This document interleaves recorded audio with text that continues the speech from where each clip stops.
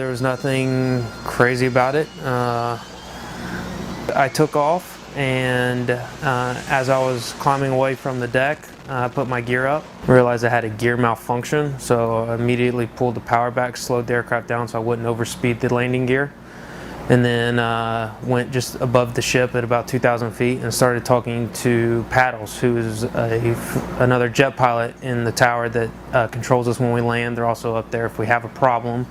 They have they're a book reader. They help us walk through the situation since we're a single piloted aircraft. For a while I flew by the ship, did an approach at 300 feet so he could see my landing gear and give me an idea of what was going on, and determined that my nose gear did not come back down. At this point it's time to figure out how do I get the jet back on the deck safely with only 3 landing gear. So eventually Major Murphy came over the radio and told me that the ship had this amazing invention that was like basically a stool that was built specifically for this reason. The ship has a lighting system on what we call spot 7 that we use to land at an exact spot every time.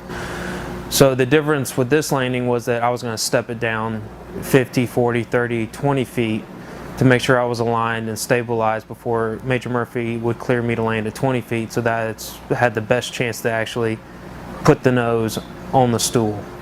So I come in, and at this point I've kind of forgotten that I don't have a nose gear. I'm just focused on landing. That's what I decided I had to do.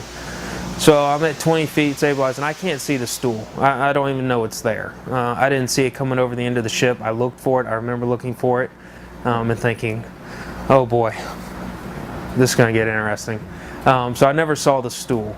So I go to idle. I remember my main gear hitting and all of a sudden my nose dropping, and it dropped more than I expected. But at that point, I was along for the ride. I don't remember feeling it bounce like it did on the videotape.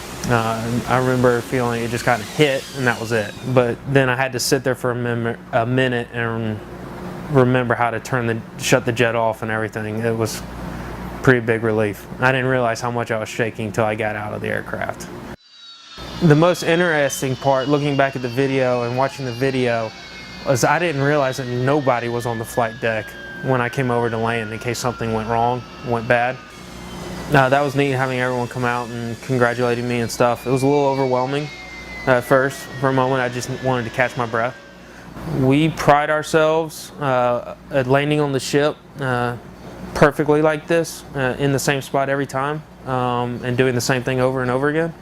But there's no way to train to land in